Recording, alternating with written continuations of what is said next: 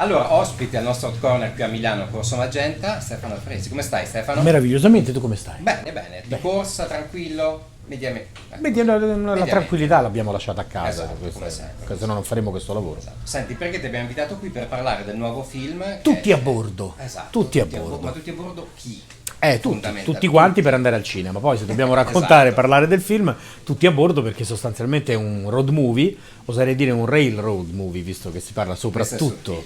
Questo è sottile, io l'unica cosa sottile della mia vita è l'ironia. Beh, io road movie però devo dire, Sì, si svolge soprattutto su un treno. Io dovrei accompagnare mio figlio e alcuni suoi amici in una gita verso un camp comunque dove si studia, perché sono un padre un po' severo.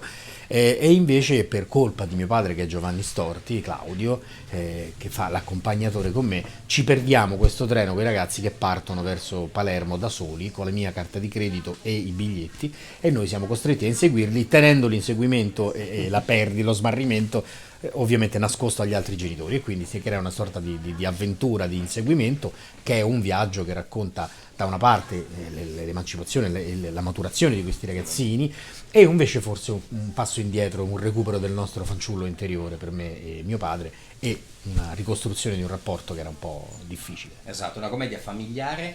Mi ha colpito molto anche l'accezione del lockdown, perché comunque c'è anche, no? C'è questo momento, Questa voglia di riuscire fuori, esatto, no? esatto. Sì. Che non è la conquista della libertà che hanno sempre raccontato tutti gli altri film, ma è un recupero, perché qui c'era già, l'abbiamo semplicemente persa e forse un po' dimenticata, quindi un recupero con un viaggio penso che sia la forma migliore, no? Esatto. Com'è stato il set con tutti i bambini? I bambini sono stati estremamente professionali, poi Luca Miniero è molto capace di gestirli, l'ottimo Carlo Buccirosso, che è quello che più di tutti ha passato il tempo che i ragazzi, ha instaurato con loro un ottimo rapporto, e il suo personaggio era divertentissimo, esilarante e con un bellissimo lato umano, devo dire, non era un controllore cattivello che poi nasconderà una tenerezza sul finale, racconterà perché è diventato così. E invece sul viaggio parallelo ci siamo io e quel debosciato di mio padre, Che grandissimo Giovanni Storti. Senti Stefano, prima di chiudere due cose. Una, visto che siamo qui a Fragas in Fabula, ti chiedo che odore aveva il set di Tutti a bordo, se c'era un odore. Odore di libertà, meno mascherine, meno molto. Poi io e Giovanni abbiamo girato quasi tutto all'aperto, perché Certo. a parte il primo treno che l'ho sbagliato, per il resto abbiamo girato ovunque. Sì. Senti, l'ultima cosa invece è un giochetto che facciamo sempre, chi è il tuo mito?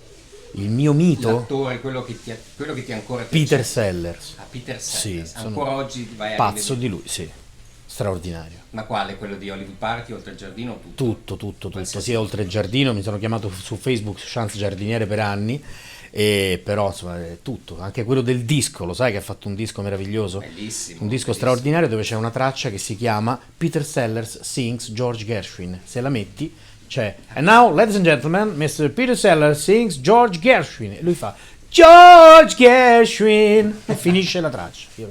Straordinario. Fantastico. Stefano Fresi, grazie mille. Grazie a tutti voi, ciao.